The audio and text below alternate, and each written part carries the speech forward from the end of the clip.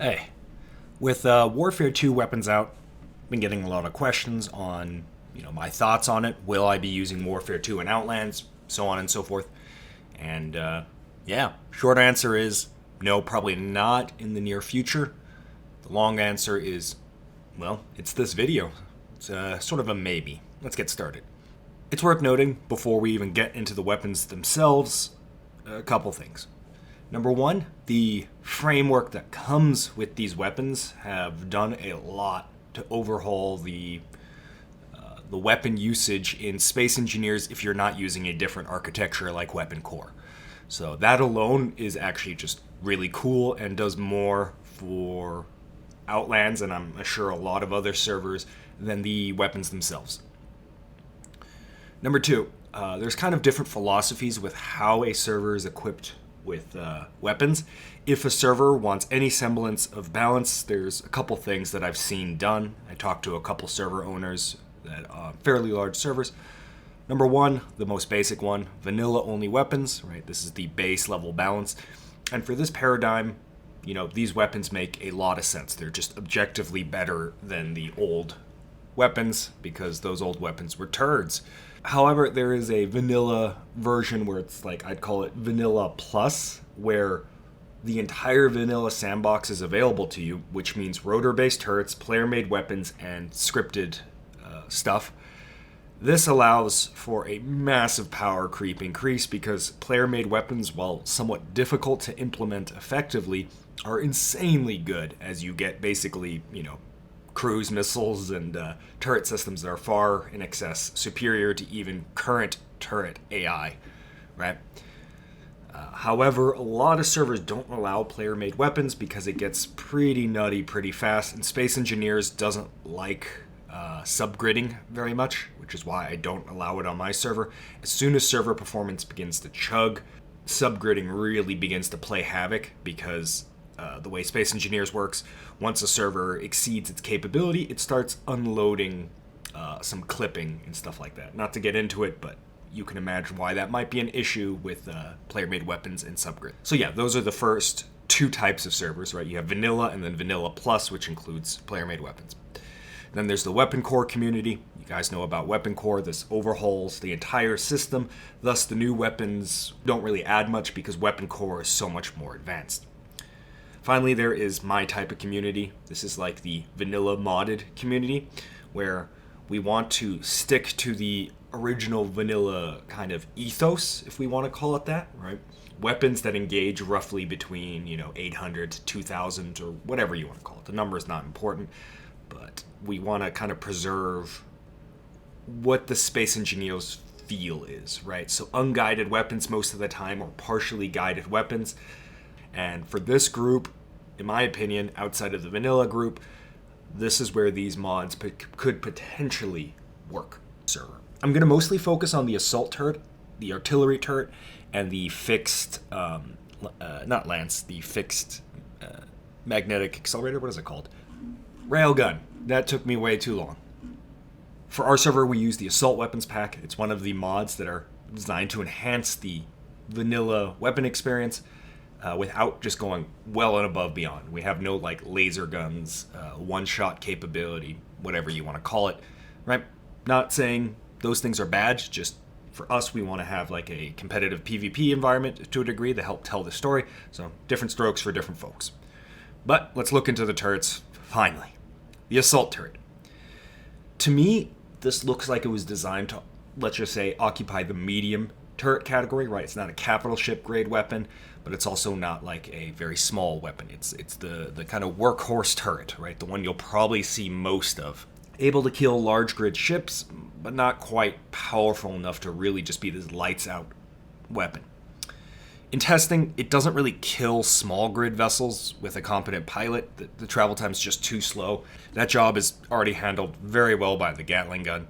Versus heavy armor, it's actually not terrible, and in a lot of ways a lot better than legacy weapon systems, because basically all other weapons and Space Engineers before Warfare 2 were either a machine gun bullet with the damage tanked through the roof, or a missile, hence explosive damage. This weapon uses a new damage profile, and it's actually an armor-penetrating round. So even against heavy armor, which might negate a lot of explosive-type weapons previously, this actually has a degree of penetration, so you can actually punch through heavy armor and reach the soft insides. Oh, God.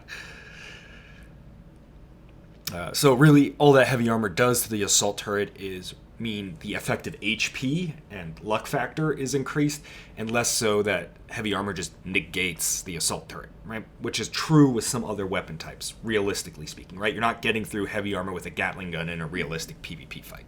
In practice, it has pretty good accuracy against PvP optimized ships, and as PvP optimized ships really lean heavily on agility, right? Speed doesn't matter because we're hard capped at 100 meters per second, so the ability to change directions rapidly is a large part of what makes a competitive PvP ship.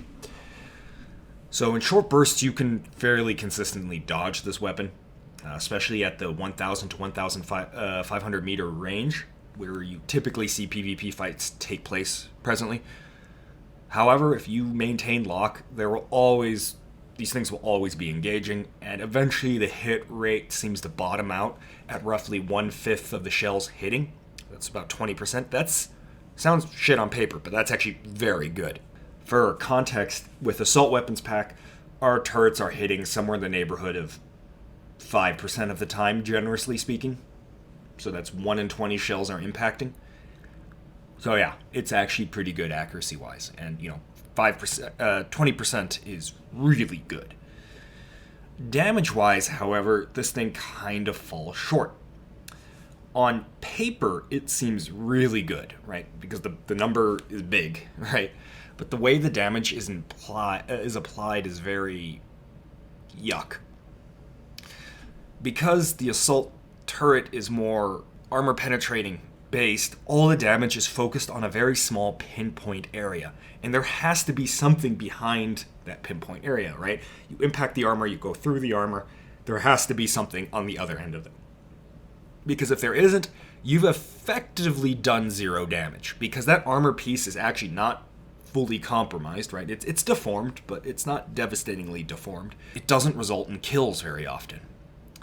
In practice, a fully assault turret equipped ship will take roughly 2 to 3 minutes of constant damage on another ship if they are dogfighting, right? They're spinning around, so on and so forth, offering different sides and availability to the other ship, right? They're trying to stay alive. So while the 220 mil and the 150 mil we use have something like a 5% hit rate, every once in a while they'll hit a full salvo, and that single salvo will do significantly more damage than 2 to 3 minutes of constant firing from the assault turret. It's not necessarily because our 220 mil or 150 mil have high damage. They really don't. They're very comparable to the original vanilla missile turret. It's that they shoot a lot and they have a lot of splash damage. And splash damage is incredibly useful to do things other than killing the enemy ship, like weapon stripping, like disabling thrusters, like destroying bridges, so on and so forth. This does a lot to win fights more so than you might imagine, while poking little tiny holes in the enemy ship doesn't do this. The logic, obviously, with Weapon or Warfare 2 was that, well, armor penetrating makes sense because they're going to penetrate through the armor, hit a magazine, hit a hydrogen pack, hit a jump drive, hit a squishy human, right? And the magazine detonating, the jump drive detonating is what's going to actually cause the ship to be KO'd. And not necessarily the round itself, particularly, taking out critical systems. But in practice, this doesn't play out. Why? Because if you fought vanilla weapons, there really wasn't a great meta. Just vanilla weapons only, not player-made weapons. But if you fought semi-modded weapons like the Assault Weapons Pack, you have to play around splash damage, right? You have to armor your turrets, and you have to disperse your weapon systems, otherwise you're just going to get wiped out by splash damage when you do get hit. The end result, however, was of 1.5 seasons of PvP optimization to survive this splash damage, spacing of armor such that once one layer got compromised, the splash damage couldn't eke into the core of the systems towards the important things like the armored core, the CIC, so on and so forth. Prepping for this is actually utterly devastating to the effectiveness of these new weapons. Turns out when you have individual magazines dispersed throughout the ship because your conveyor system will undoubtedly get compromised, it also means magazine racking a ship is much less devastating, right? If you magazine rack a ship, but the magazines are distributed and quite small, it's not nearly as big of a deal. So, yeah. So it turns out these ships that were designed for these high explosive weapons were actually just completely hard countering this new assault turret. The second factor of design with these weapons is their ability to target subsystems. Ignoring for a second that all weapons get this now, because they're within the new Warfare 2 framework, these weapons are neither fast enough in terms of their bullet velocity, nor accurate enough or splash damage enough to really utilize this in realistic ship engagements. While we do use modded thrusters to just keep thruster count down and less ridiculous, the reality is a PvP vanilla thruster optimized ship is going to be fast enough that your weapons are going to struggle to hit, and that's not even talking about targeting specific subsystems. Put another way, the accuracy cone of these weapons against a fast, rapidly moving ship ends up being about the size of the ship, right? So targeting subsystems has some utility, especially against larger vessels, but in a lot of cases it's just a meaningless feature, and you should just target center mass. Let's rephrase it another way. There is inherent issues with these weapons, because even in a game where only these weapons exist, fights between ships of these weapon classifications, or these turrets specifically, don't end satisfactorily. You will rarely ever hard kill a hostile ship with these weapons. You will typically just tear through all of their conveyor systems, blow up some of their weapons, maybe blow up a jump drive, and then you guys kind of just spin around like flies because you have been so debilitated, you're functionally not, in the fight anymore. But actually hard killing a ship with these weapons is incredibly difficult if they're properly designed. And that is unsatisfying.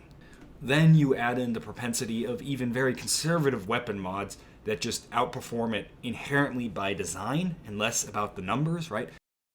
Okay, you're saying that turret is really just to augment the artillery turret, because initially I thought the artillery turret was the capital grade weapon, but it doesn't seem like it. But how does the artillery turret do? Well, it works exactly the same as the assault turret with, better stats. So, it actually gets to a point where this turret is shooting enough and does enough damage that you could potentially see this as a viable weapon. However, if you compare it to our heavy weapon, it just gets slapped out of the water. Our 400mm is well in excess better than this. However, if you compare it one tier down, let's just pretend the assault turret didn't exist and this was the medium turret, even versus the 220mm, it's debatably on par, but practically speaking in performance against other ships, once again, explosive damage seems to be the ticket. Why? Well, I already mentioned the magazine thing, but the reality is, in Space Engineers, ships don't have very large subsystems. The largest subsystem is your conveyor network, and that will obviously get severed with explosives or armor-penetrating rounds, right? Duh. However, this isn't real life. Our turrets only take up the space of the turret. There is no carousel underneath that you could mess up or mess up the alignment of. The engine compartment doesn't span a large section of the ship, right? You can't cause flooding. Who cares, right? So a lot of the effects of AP rounds is largely mitigated. And in a battle where winning the battle is important, just blowing up the enemy turrets or thruster systems is just as effective as killing said ship. So once again, the artillery turret looks really nice, but in practical performance levels, their high damage numbers gets mitigated by the fact that there's just zero splash damage. There is no splash damage. It just goes in a straight line through the object until it runs out of damage or it blows up. Looking forward into the weapon pack, the fixed railgun offers a very similar story. It's got insane armor penetrating value, but once again, it's a tiny, relatively speaking, hole, and you have to hit the right part of the ship. And in order to do that, you need to see the ship. But the issue is this weapon is not a close quarters weapon. It's an awful close quarters weapon because it's got a 60-second reload time and huge power drain. And at the end of the day, you still have to hit something important. Like, putting a hole in a ship doesn't mean anything unless you hit something important. Like, let's rephrase it a different way. This is a great weapon, but not for ship-to-ship combat. This is an armor cracker for a static emplacement where you have time to siege it out. In a battle, where ships typically can kill each other in under 2 to 3 minutes if they're locked in a battle, a 60-second reload cycle is going to get you 1 to 2 hits at most. And especially when you consider how PvP plays out, you're not going to shoot every 60 seconds. You're going to have opportunities to shoot, and because you have a 60-second reload, you're going to be looking at somewhere in the neighborhood of 70 seconds, 80 seconds, 90 seconds between shots, right, to line up that perfect shot, because each shot matters. And result, once again, even with a 50% accuracy, which is very generous when ships are trying to not get hit, you will at most get 1 to 2 hits per fight. Is it really worth it to strap this thing to your ship? No. You can strap it to a fighter and then do something, but that's a little ridiculous and kind of abusing like the fact that space engineer ships don't really care how big of a thing you strap to it. There is a second aspect to consider that I want to get into more testing, but preliminary looks seem to indicate that the Gatling, or like machine gun based weapons, the fixed one or the unfixed one, are so good right now because it's very easy to get hits with them, and they basically eat light armor for breakfast, and heavy armor kind of just doesn't last very long compared to these because they're constantly impacting due to their high accuracy, that these weapons might actually potentially be, in a lot of ways, be better than the assault turret. So, a weird aside. Anyway, this has been mostly freeform because I want to do more testings with this, but people keep asking me, so I might as well, quickly pump out a video. What does this mean in conclusion? Well, we could see the artillery turret on frigates or destroyers. Let's just say 3,000 block ships or smaller. The artillery turret works. The assault turret is mostly utility in the sense that it's not for true PvP. It might be like frigate or destroyer versus static emplacement kind of situation, like just a low-cost turret. The railgun, if you have any kind of equivalent for the railgun's pretty bad. And that's about it. I understand this might be controversial because a lot of people think these weapons are insanely good, specifically when you look at the Excel sheets with the stats on them, but in functional performance, I just don't see it. Anyway, this was just me kind of freely talking. I could be completely wrong here, and there's a different way of using these weapons that we haven't thought of yet. But the whole locking system is really cool, but then, in practice, it's a bit clunky. A lot of people think it's cool to target subsystems and all that with this, which is really cool, but remember, that architecture has been applied to all weapon systems, right? So it's not a benefit the Warfare 2 turrets have. But anyway, that was, like I said, just my thoughts. We'll be experimenting with them going further, but for Season 2, you will likely not see these weapons, or if you do, you won't see much of them because they're not really competitive for us and other servers I've talked to. But that's all for now. I've been repeating myself. This is why only light notes sometimes gets a little rambly, but thanks for checking in, and we'll see you guys around.